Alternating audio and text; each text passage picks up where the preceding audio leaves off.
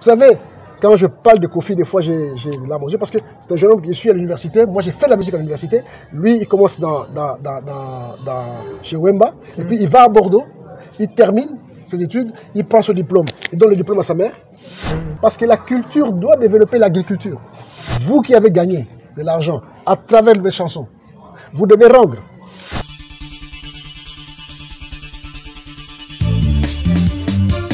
Que faire pour valoriser l'agriculture locale? Que faire pour pousser cette jeunesse vers un comportement rural? Un programme dénommé Grenier Vert 2000 est mis en place pour valoriser l'agriculture. Pour en parler, nous recevons le directeur du ministère du Développement rural. Il s'agit bien sûr de messieurs Jean-Pierre Mimbou. Avec lui, nous allons en savoir un peu plus, pourquoi pas décortiquer son programme qui est Grenier Vert. Monsieur Mimbou, Jean-Pierre, bienvenue dans cette émission. Merci, je suis là. Je l'ai dit que vous êtes à la tête d'une ASBEL, Union pour la jeunesse rurale. Comment pourriez-vous vous présenter aux gens qui nous suivent maintenant? Oui, je m'appelle, comme il a dit, monsieur Jean-Pierre Mimbou Chaleng. Je suis directeur au ministère du Développement rural, c'est vrai. Mais je suis plutôt promoteur de l'Union pour la jeunesse sur le Congo. J'ai pensé, avec des amis, des professeurs d'université, des hommes politiques, des économistes, des personnalités du monde scientifique, universitaire, nous avons pensé comment amener cette jeunesse-là, qui est à l'unanimité reconnue comme étant la sève du pays, étant la principale ressource du pays, comment amener cette jeunesse-là à comprendre et à jouer son rôle. Et partant, à faire jouer au pays son rôle dans le monde. Ok, pour éclairer la lanterne et surtout aussi donner beaucoup plus d'explications aux gens qui nous suivent, j'ai dit vous êtes à la tête d'une, je ne sais pas, une association dénommée UJRC. C'est un parti politique ou c'est quoi en fait? L'UJRC est totalement apolitique. Nous sommes l'Union pour la jeunesse rurale au Congo. J'ai créé cette structure à la suite d'un événement malheureux au ministère du Développement rural. J'étais le directeur de la jeunesse rurale qui donc créé la structure. Et je suis allé en formation en Allemagne. En rentrant de la formation, on m'a mis à l'écart et le service a continué à tourner sans vision, sans cœur. Et moi, je me disais, mais comme j'ai un background, je ne vais pas laisser tomber ça. C'est une matière importante. Et c'est pour ça que j'ai fait appel à des personnalités du monde scientifique, du monde littéraire, du monde culturel, et même du monde politique, ça je dois avouer, pour mettre en place cette structure que nous appelons Union pour la jeunesse. C'est toute la communauté congolaise, donc parents, enfants, tous ensemble. Si nous pensons que cette jeunesse-là est une ressource que nous devons valoriser, alors tout le monde a sa place ici. L'union est ouverte à tout le monde. Je pense qu'on aura vraiment à discuter, soit à commenter tout au long de cette émission. Je l'ai dit, vous êtes à la tête d'une ASBEL, Union pour la jeunesse rurale au Congo. Vous avez mis en place un programme d'appui à la promotion et à la mise en œuvre des projets et activités multisectorielles en faveur de la jeunesse rurale et jeunes agriculteurs de la RDC nommé Grenier Vert. Ouais. En fait, c'est quoi votre démarche parlant de Grenier Vert, monsieur Jean-Pierre? Le chef de l'État l'a dit plusieurs fois dans son discours. D'ailleurs, c'est ça qui m'a fait adhérer à sa vision. Il a parlé de la jeunesse rurale. Il a dit dans son premier discours, il faut créer des emplois pour les jeunes en milieu rural. Créer des emplois n'est pas facile. C'est un mot facile à prononcer, mais c'est difficile à réaliser. Comment créer ces emplois-là? Pour créer des emplois, il faut un programme. C'est comme ça que nous avons mis en place ce programme-là, que nous appelons Grenier Vert 2000. Ce programme vient accompagner, parce que je pense qu'il y a un programme aussi du gouvernement qui est mis en place, ça a 45 territoires comme ça. C'est similaire ou c'est à part? C'est ça qui m'enchante. C'est ça qui m'enchante. J'ai dit bravo au chef de l'État. Bravo au chef de l'État. Bravo au gouvernement. Parce qu'ils ont pensé qu'il faut aller faire le développement à la base. Mais la base, c'est quoi? Ce pays-là a 80 000 villages. La RDC. La RDC, plus ou moins. Si vous prenez les statistiques, les toutes dernières, elles donnent à peu près ça. Près de 80 000 villages, regroupés autour de 5400 groupements par là. 737 secteurs, sans compter les chefferies et les cités indigènes. Tout ça, c'est dans le territoire. Vous comprenez? Okay. Donc, il ne faut pas seulement penser aux 145 territoires, c'est-à-dire que vous allez à... Je ne le cache pas, je suis le territoire de Gungu. Je suis au Bunda, le territoire de Gungu, secteur Lukamba, n'est-ce pas? Okay. Voilà. Si on construit la maison pour l'administration du territoire, c'est une bonne chose. Si on fait des routes, n'est-ce pas? Pour arriver chez moi, c'est une bonne chose. Mais qui va produire? Ces routes vont servir à quoi? Je mets tout le monde, quiconque en défi. Les jours, nous aurons toutes les routes sur le pays. Mais s'il n'y a pas de production, d'ailleurs, vous allez voir, la route ici est partie du Kikwit. La botte de pondu qui coûtait 100 francs Kikwit, aujourd'hui elle coûte 500 francs Kikwit. Pourquoi? Parce que la production n'a pas suivi.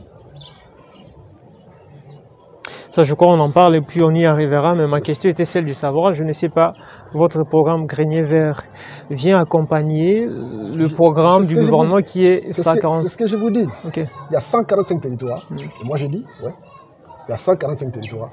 Mais il y a des choses qu'on doit faire en particulier, qui doivent toucher l'homme. L'homme. Et l'homme ici, c'est la jeunesse, la femme et le paysan, le vieux paysan. Okay. Hein? Okay. Voilà. On comprend que dans ce programme Grenier Vert, vous venez beaucoup plus inciter, pousser la jeunesse vers un comportement rural surtout. Alors parlant de la vie rurale, de l'agriculture, lorsqu'on parle de ça, on fait directement allusion, surtout cette jeunesse fait allusion aux champs, à la forêt. D'après vous, quel est le regard, soit l'œil que vous avez par rapport à cette jeunesse? La jeunesse rurale, je disais, c'est l'élément le plus fécond de notre richesse. Le président l'a dit encore. Il a dit, nous avons une jeunesse. Et ça, c'est vrai. Même les gouverneurs de FIDA ont dit pour l'Afrique. Mais l'Afrique a encore sa jeunesse. Aujourd'hui, nous, l'Europe, on n'a pas la jeunesse. Vous comprenez ça? La jeunesse, c'est l'avenir de demain, comme on l'a dit. Papa. Ah, papa. L'Europe n'a pas de la jeunesse aujourd'hui. Elle se plaint. Mais nous avons notre jeunesse encore. Et le président a martelé dessus. Cette jeunesse existe. Elle est dynamique. Elle est là, elle est dynamique. Donc il faut seulement l'impulser. Et comment l'impulser? C'est à travers le programme Grenier Vert 2000. Et quand l'impulser, c'est ça aussi la grande question. Ah oui, c'est que là, on commence avec vous.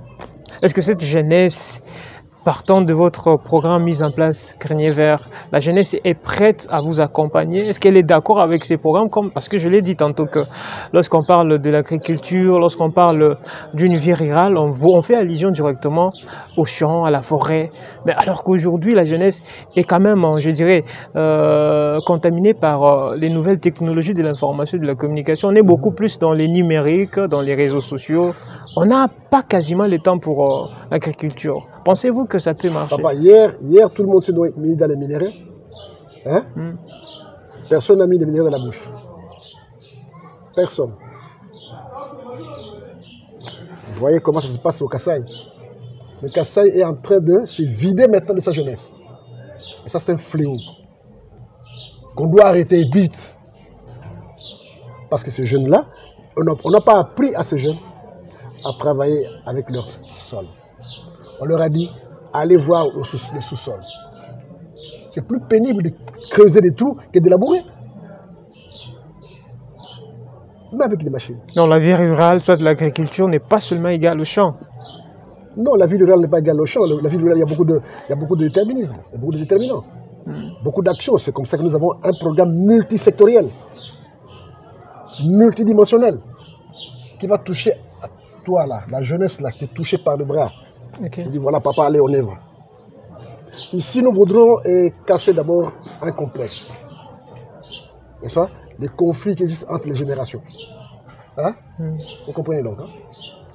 On va casser ce clivage-là, des conflits intergénérations, interreligieux, inter-partis politiques, Non, on doit casser ça. Casser, je n'en disconviens pas, mais c'est pour aboutir à quelle finalité, aboutir à mobiliser tout le monde et à donner à chacun une orientation fixe et précise. Par rapport à l'agriculture. Par rapport à l'agriculture, par rapport à l'élevage, par rapport à la... Regardez, il y a les jeunes gens qui ont chanté là. C'est quoi encore la chanson? Ninitosalité, c'est ça, hein? Ok, Ninitosalité. Ah, mes enfants. Oui. Justement, ça veut dire que cette jeunesse a tout fait, mais n'arrive toujours pas à une vie favorable. Elle a posé une question. Elle se pose la question. Elle se pose et pose la question. C'est votre réflexion par rapport à la chanson? Il y a 3 choses qu'on n'a pas faites. On a tout fait sauf 3 choses. Ok. On n'a pas cultivé. On n'a pas élevé. On n'a pas pêché. Mais pour cultiver, on n'a pas aussi d'endroit pour cultiver. Prenons l'exemple ici à Kinshasa. Papa. Pour cultiver, il faut parcourir des kilomètres. Le Congo a 2 345 000 km², n'est-ce pas? Hein? Ok. Ok. Ce n'est pas l'espace qui manque. Si l'Afrique a 30 millions, le Congo seul a plus de 2 millions. Hein? C'est que le Congo a sa place. Il y a de l'espace. Vous savez, je vais vous raconter une histoire, je vais vous surprendre. On parle beaucoup de la colonisation ici. Hein? Hein? Nous fustigeons la colonisation. Vous savez c'est quoi un colon? D'où vient le mot coloniser? Le mot coloniser vient du verbe colere en latin. Colere veut dire cultiver. Vous comprenez ça? Colere veut dire cultiver. Et les premiers colons, ce sont des Grecs qui sont partis d'un petit village pour aller en France. Ce sont eux qui ont créé Marseille. Marseille s'appelait Massila. Hein? Okay. Ce sont des Grecs qui sont installés là-bas. Pour faire quoi? Pour cultiver. Parce que chez eux, il n'y avait pas de terre. Hein? Donc, colons aujourd'hui, moi je suis prêt à amener tous les jeunes Congolais à devenir des colons. Et colon veut dire Moutambongo. Hein? Okay. Hein? Quand on appelait Moutou colon, hein? Ça signifie Moutambongo, n'est-ce pas? Alors, mon rêve à moi, c'est de laisser cette jeunesse-là. Hein? Mais ça, je n'en disconviens pas, parce qu'au-delà d'avoir de l'espace pour cultiver, il va falloir aussi mettre en place des moyens. Est-ce que cette jeunesse a suffisamment de moyens pour se lancer dans cette agriculture, soit dans cette affaire? Tu sais, je me porte en faux. Pour demander à la jeunesse de se prendre en charge. Je n'aime pas cette phrase-là. Voilà, justement, il y a un slogan qui dit « Prenez-vous en charge ». Ouais. Ça, c'est un slogan, excusez-moi, il est creux. Et c'est même un non-sens. Mais il faut consulter Bénin vers 2000, vous allez voir. On a tout prévu. Parce que qu'est-ce qui se manque dans ce pays? C'est l'éducation et la formation. Les jeunes n'ont pas été formés. Aujourd'hui, vous savez, tout le monde. J'ai même vu dernièrement une image d'un professeur d'université. S'il vous plaît. Autour d'un deuil, il prend la parole. Il s'adresse à ses collègues professeurs d'université et aux étudiants.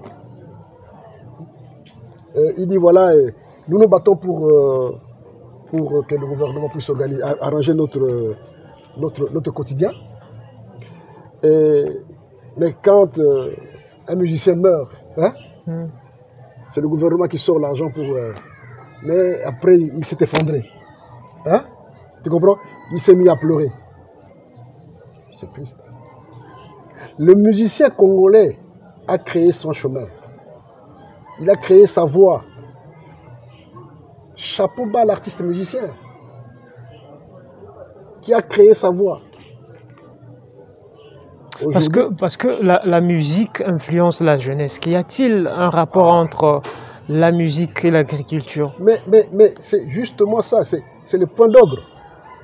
Aujourd'hui, la musique congolaise doit développer l'agriculture. Pourquoi? Je prends la chanson Moulolo de... C'est comment le musicien? Wenge 4x4 à l'époque, Jubin Piana. Jubin Piana. Hein? À ma connaissance, Jubin Piana du Kassai. Mais Moulolo est à Kimbala. Ok. Hein? Moulolo est à Kimbala. Chanté de partout dans le pays, hein? Et à l'extérieur. Tout le monde a dansé Moulolo. Le compositeur actuel, c'est sur le tableau, c'est qui? C'est Jubin Piana. Mais ces chansons ne lui appartiennent pas. Mama Tchalamouane, la grande cantatrice du pays, a fait le tour du monde avec la chanson Louba. Vous le savez? Hein? Vous savez ça? Ok. Werason. Et si je remonte plus loin, Taboulé, tous les musiciens, Kester et Menea, tous ont puisé dans le monde rural. Tous. Même quand ils chantent, l'accent, c'est toujours, on puise toujours l'accent dans son terroir. Donc, je t'en prie. Voilà, allez-y. Je prends les artistes qu'on appelle communément ici, des comédiens humoristes. Hein? Mais tous font l'humour dans quel langage? On va imiter les Bantandou, on va imiter les Balouba, n'est-ce pas? Donc, la musique tire beaucoup de la culture, de la culture rurale, n'est-ce pas? Les grands peintres ici, les Louzolo, les Liolo, les grands batteurs tam-tam de la foire. Hein? Ce batteur-là, Mais vous savez une chose aussi, les jeunes pensent que leur envoyer à cultiver, soit à faire les champs, c'est leur envoyer au village. Donc la jeunesse s'est dit, bon, être en ville, ça me va, c'est plus mieux que de m'envoyer faire cultiver les champs. Je vais encore rentrer au village. Papa, on n'a pas aussi cette force. J'ai 5 garçons. Un jour, j'en ai pris 3. De 5. Je les ai amenés au Bas-Congo. Ils étaient émerveillés. Ils n'en revenaient pas. On est parti d'ici jusqu'à Matadi. Les enfants n'en revenaient pas. Ce pays n'est pas occupé. Il faut occuper le pays. Plus vous abandonnez le pays, plus les gens vous le prennent. Ils vous le prennent. C'est votre pays que vous abandonnez le pays. Est-ce que c'est cette jeunesse qui abandonne le pays ou c'est juste un problème de l'orientation, de la formation? C'est parce que la jeunesse est à l'abandon. Et c'est là que moi je tourne le dos vers le gouvernement. Ok. Hein? Je leur apporte les projets. Je leur dis, vous gouvernants. Hein? Voilà. Ouais. Avez-vous déjà eu le temps de fréquenter certains ministères, par exemple, pour déposer soit ces projets, leur parler des vives voix? Voilà, je vais penser ceci pour cette jeunesse, pour l'agriculture ou pour la vie rurale de la RDC. Et comment est-ce qu'on vous a répondu? Les réponses? Ouais. Généralement, voici la réponse que je reçois toujours. De tous les ministres. Monsieur le secrétaire exécutif, j'ai l'honneur de réceptionner votre lettre numéro nanana, dont l'objet en concerne. L'objet, c'est transmission d'un mémorandum. Hein. Votre initiative est bonne et nous l'encourageons. Notre expert en charge de la jeunesse rurale vous contactera pour qu'ensemble vous puissiez mettre en place l'équipe de travail. Et chaque ministre qui arrive... Et par après, c'est dans les oubliettes. C'est toujours. Hein? Okay. Et le tout dernier, c'est depuis octobre. J'ai reçu seulement la même réponse ici. Et là, pire encore, on me dit, voilà, le ministre a demandé à ses services d'examiner les dossiers. Depuis octobre. Alors que ces programmes accompagnent le gouvernement, les gouvernants, si je peux aussi le dire. Oui. Alors, mesdames, messieurs, vous qui nous suivez de partout, nous sommes en train de décortiquer le programme Grenier vers 2000 du président de cette ASBEL, c'est Jean-Pierre Mimbou, je voulais dire Hervé Mimbou qui est derrière les cordons de cette chaîne. Alors, monsieur le président, vous êtes, je le répète, secrétaire exécutif. Exécutif de ASBEL Union pour la jeunesse au Congo. Juste rural au Congo. Juste à côté de votre, en fait, de la dénommée de votre structure, il y a le chiffre qui accompagne, c'est 2000. Grenier vers 2000. Ouais. Ça veut dire quoi justement? Vous l'avez créé depuis 2000 ou ça... Oui, les amis qui cela sont, cache une autre... les amis qui sont dans le développement savent ce qui s'est passé le siècle passé. Quand on arrive, hein, Ouais. dès qu'on a traversé le millénaire, il y a eu ce qu'on a appelé les objectifs du millénaire. Hein? Alors moi, je me suis dit aussi avec les amis avec qui on était, qu'est-ce que le Congo va représenter pendant ce millénaire? Qu'est-ce que le Congo... Alors on s'est dit non. Si le Congo ne se nourrit pas, si le Congo, avec tout ce qu'il a comme potentialité, vous comprenez ça? Un pays de 2 345 000 km², traversé par un fin réseau de rivières, qui ne connaît aucun kilomètre carré de désert, avec une jeunesse dynamique, hein? Dynamique, surtout en milieu rural, ce pays-là meurt de faim. Vous êtes malade, hein? Hein? C'est là pas nous? Justement. Hein? Où est-ce que vous avez la tête? Où est-ce que vous avez la tête?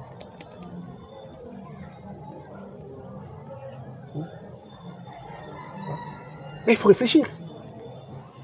Vous avez réfléchi et vous avez mis en place un programme. Évidemment, c'est ça. Parce que généralement, nous étions habitués, nous les Mobutistes, hein, pardon, excusez-moi, nous qui avons vécu sur Mobutu. Hein? On ne change pas l'histoire, c'est tout à fait normal. Absolument. Voilà.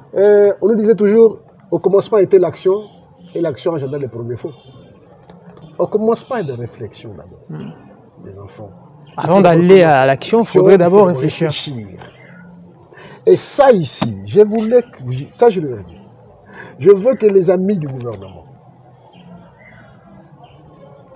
avec nous qui avons travaillé sur ce programme Grenier Vert, que nous nous mettions ensemble, n'est-ce pas? Que ce soit le programme que le gouvernement va présenter auprès des... Que le gouvernement va pour que le gouvernement se mette lui-même en charge de chercher des moyens pour réaliser son rêve. Parce que ce n'est pas mon rêve à moi. C'est le rêve de tout Congolais qui le respecte. Ça, c'est très bien. Alors, pour inciter encore une fois de plus cette jeunesse, il faudrait quand même étaler. Voilà, nous, en RDC, dans ces secteurs, la vie rurale, nous avons par exemple ceci, nous avons cela. Parce qu'on est quand même, je dirais, bandé, on ne connaît pas. La jeunesse pense que l'agriculture, soit la vie rurale, égale au champ point barre. Alors, on mis ça s'ajoute quoi encore, par exemple? D'abord, on ne peut pas traiter les champs, pas dire le champ point barre, non. On ne peut pas limiter les champs. Les champs, c'est obligatoire. Tout le monde doit les faire, les champs. Oui. Regardez l'Europe. Regardez l'Europe. Il y a des gens qui ont fait des années en Europe. Hein, et ils reviennent ici avec des costumes sans vous dire. Là, il n'y a que des champs. Mais traversez, prenez un avion ici. Prenez l'avion. Circulez. Volez jusqu'au Lubumbashi. Vous ne trouvez aucune ferme en route. Quelques sillons ici sur le plateau Boteke s'arrêtent là. Le reste, le Congo est vide. Alors que le paysage européen vous offre autre chose. Qu'est-ce qu'il vous offre? Il vous offre des champs, des vignobles, des champs de betteraves, champs de canne à sucre. Et pire encore, la betterave, les prairies. Nous avons tout ici. Nous avons les forêts, nous avons les eaux, nous avons les prairies. Nous avons même, tu sais, ce pays, on peut cultiver 4 fois l'an. Produit unique, hein, au monde. Hein? On peut faire 4 cultures l'an. Et dans ce pays-là, on meurt de faim. Mais qu'est-ce qui manque ou qu'est-ce qui freine? La volonté politique. Ok.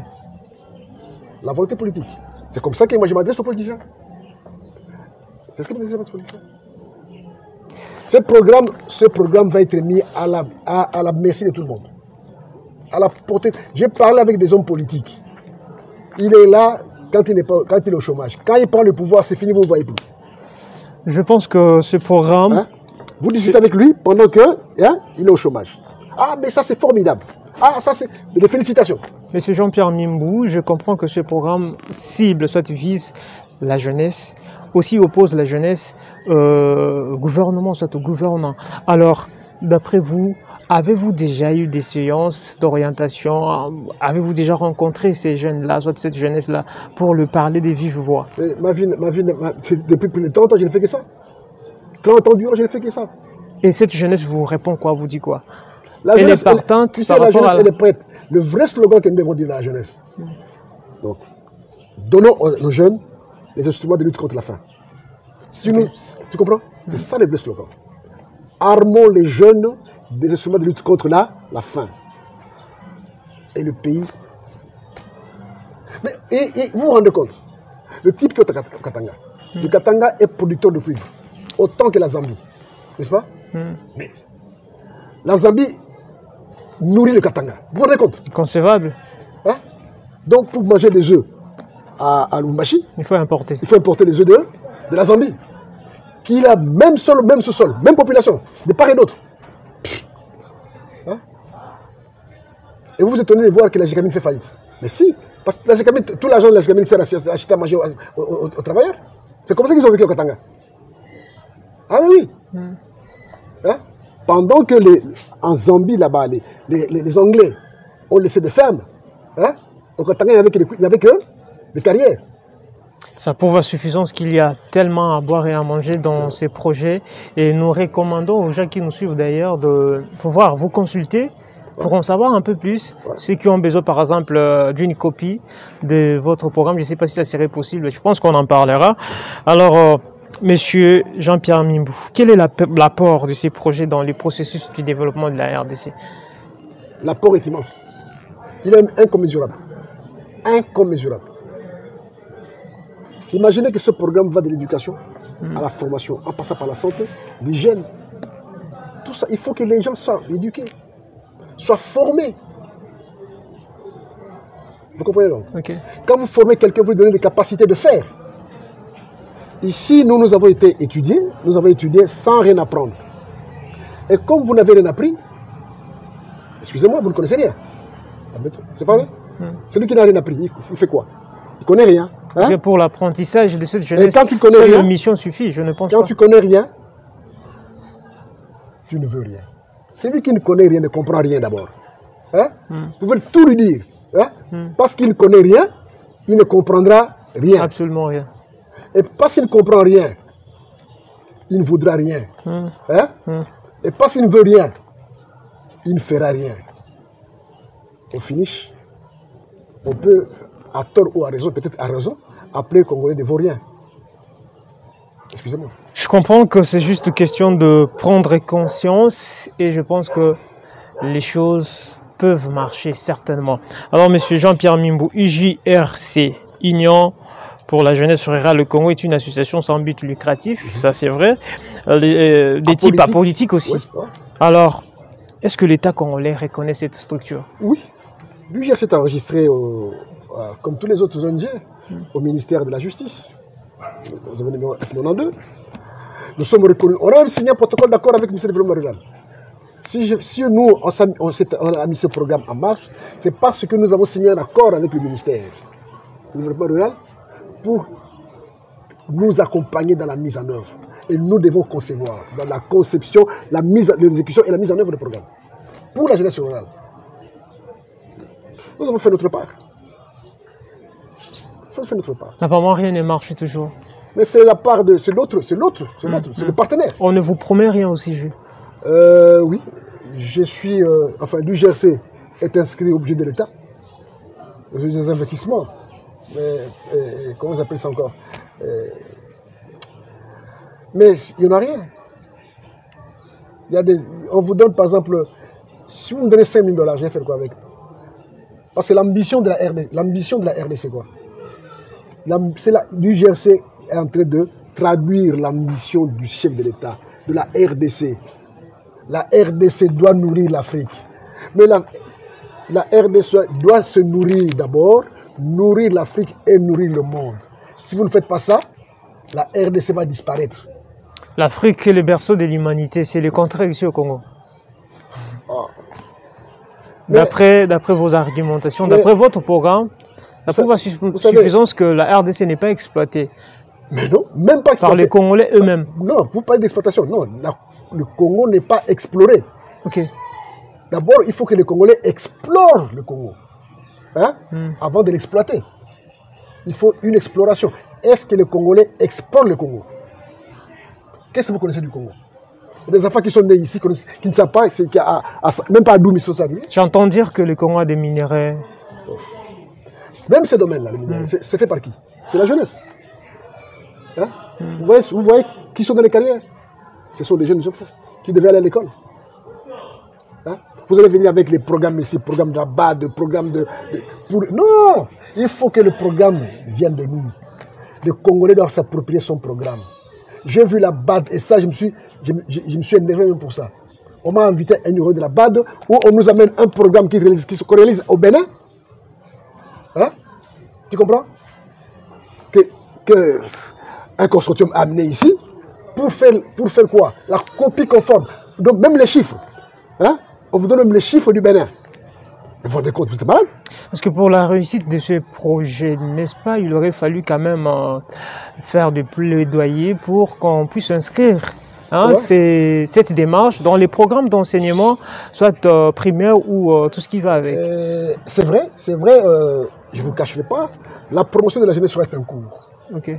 C'est un cours dispensé en 3e année des universités agronomiques. Ok. Et ici, nous n'avons pas seulement les universités agronomiques, nous avons des universités qui forment les médecins vétérinaires, qui forment les TDR. Tous doivent apprendre la promotion de la jeunesse rurale. C'est un cours dispensé dans les universités. Ah oui.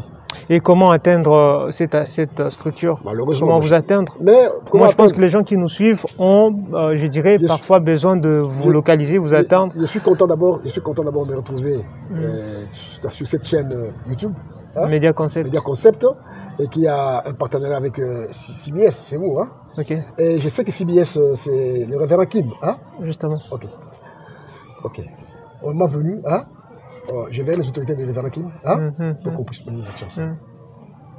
Je vais te poser la question de savoir comment vous localisez, comment vous atteindre. Ouais, je suis au numéro d'appel, donc 082 27 89 464. Et nos bureaux, nous sommes à la Gombe, nous sommes sur l'avenue Kitona, numéro 4, immeuble Lengelo, en diagonale de la Sabena. On vous retrouve là-bas, vous, Union pour la jeunesse rurale au Congo. Alors, justement, parlons de Grenier Vert d'Émile. Vous prévoyez un festival. En quoi cela va consister? Ah oui. C'est la campagne. Tu as parlé de plaidoyer. Le festival va consister à faire un plaidoyer. Je lance un appel d'abord aux musiciens. Aux musiciens, on a donné, le président a donné quelques titres à quelques amis qui font la musique, ça fait bouger les pays, tout ça. Hein? Même les professeurs d'université s'en plaignent. Non, vous avez raison. Vous avez vu juste. Parce qu'aujourd'hui, le Congo est connu par sa musique. Et tout ça, l'appel qu'on nous connaisse autrement. Hein? Hein? Si nous faisons un effort aujourd'hui pour qu'on nous connaisse à travers nos produits agricoles, hein? Qu'on nous cite parmi les grands producteurs de céréales, mais ceux qui sont dans le secteur seront des stars, n'est-ce pas? Hein? Ils n'ont pas besoin de l'État pour les intérêts. Hein? Je prends un exemple simple. D'abord, chez moi, j'ai dit justement Bunda. Chez moi, on mange le millet. Le millet. Okay. Le millet, comme céréale, a plus de protéines que le maïs et des matières grasses. Parce que le manioc, entre nous, hein, le manioc n'a pas de protéines. Hein. Le manioc, c'est l'amidon, c'est... Hein, mais le millet a plus de protéines. Je pense que nous sommes déjà en train d'atterrir. Oui. Mais ce millet-là, qu'on produit un tout petit peu chez moi, c'est l'aliment de base de toute l'Afrique de l'Ouest. Tous les pays du Sahel. Donc le Congo est riche. Tu comprends? Si chez moi, aujourd'hui, hein, on se met à cultiver le maïs, le millet, donc chez moi, c'est-à-dire les territoires de Gungu et de Iliofa, hein, le paysan de Gungu sera riche, n'est-ce pas? Hein? Ça, c'est vrai. Hein? Et si on rajoute mes frères Bayanzi, mes bons frères Bayanzi là-bas, hein, eux, ils ont les Mbika. Hein? Mais posez la question à ceux qui viennent d'Allemagne, à ceux qui viennent de la Turquie. Comment ces gens-là mangent le Mbika cru? Ah oui, à table, vous mettez le Mbika cru dans la confiture, vous bouffez. Hein? Mais si ces territoires-là seulement se mettaient à produire le Mbika pour amener en Afrique de l'Ouest, à l'amener en Allemagne. Et je vous informe par rapport au millet. En 1945, après la guerre.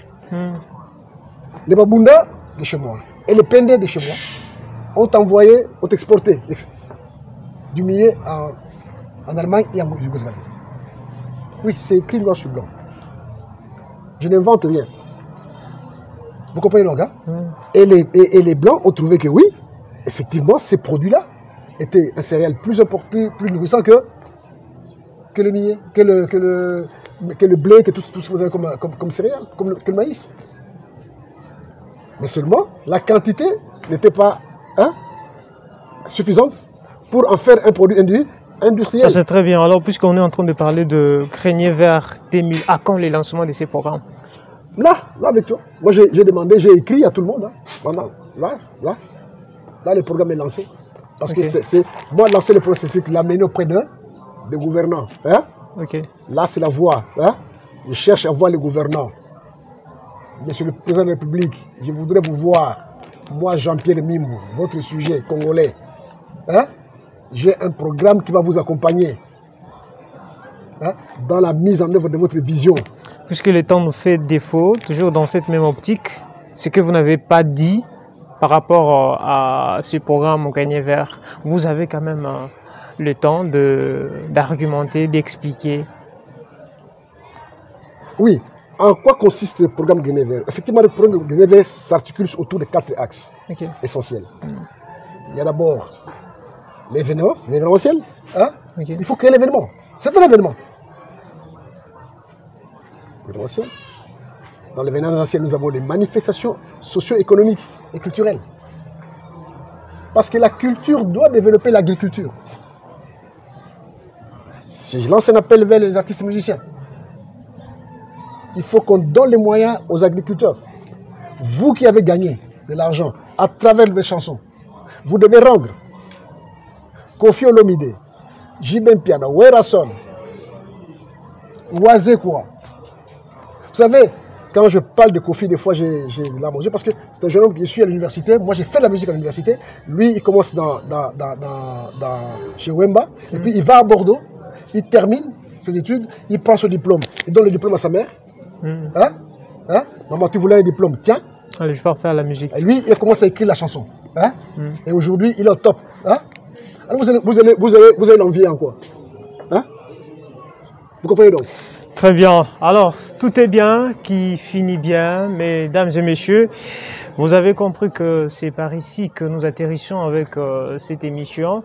On abordait Grenier Vert 2000, qui est juste le programme mis en place par notre invité. Par l'UGRC, pas par notre invité.